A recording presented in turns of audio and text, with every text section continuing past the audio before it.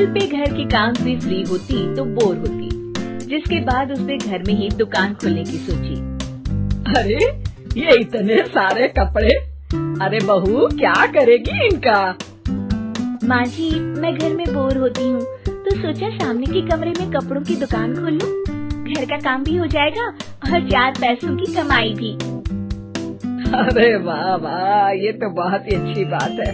मैं भी तेरी मदद कर दिया करूँगी। वाह माँ जी, तब तो मजा आ जाएगा। अब हम दोनों मिलकर खूब पैसे कमाया करेंगे। अब क्या था, सास बहू का काम चल पड़ा। एक दिन, अरे राकेश की माँ, सुनती हो? कहाँ चली गई? भूख के मारे पेट में चूहे कूद रहे हैं। अरे नंदिनी, कहाँ हो? भूख लग रही है। पापा कहाँ है माँ? पता नहीं बेटा, भूख लग रही है। आज तो किसी ने चाय भी नहीं पूछी। तभी सास बहू घर के अंदर ढेर सारे सामान के साथ आती हैं और वो भी हंसती हुई। अरे वाह बहू, ये तो बड़ी अच्छी मार्केट दिखाई तूने। बड़ा ही सस्ता सामान था। हाँ माँ जी, और ये सामान हम डबल पैसों में बेचेंगे, मजा आ जाएगा। अरे बहू, भूख लग रही है, कुछ खाने को दे दे।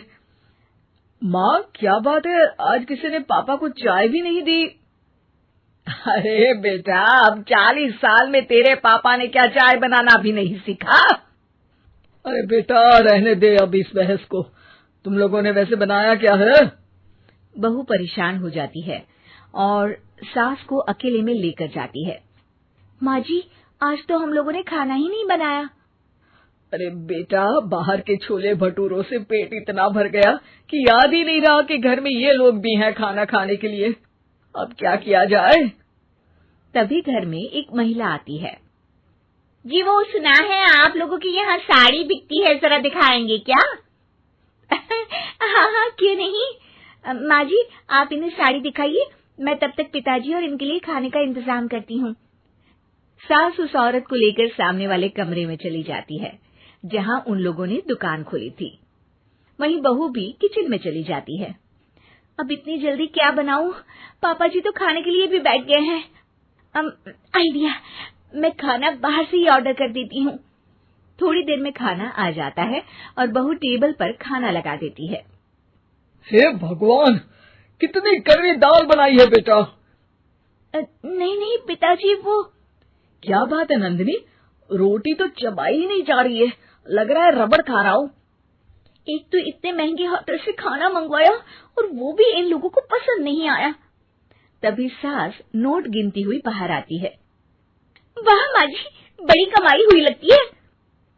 हाँ, मैंने वो 2000 वाली साड़ी 3000 में बेच दी।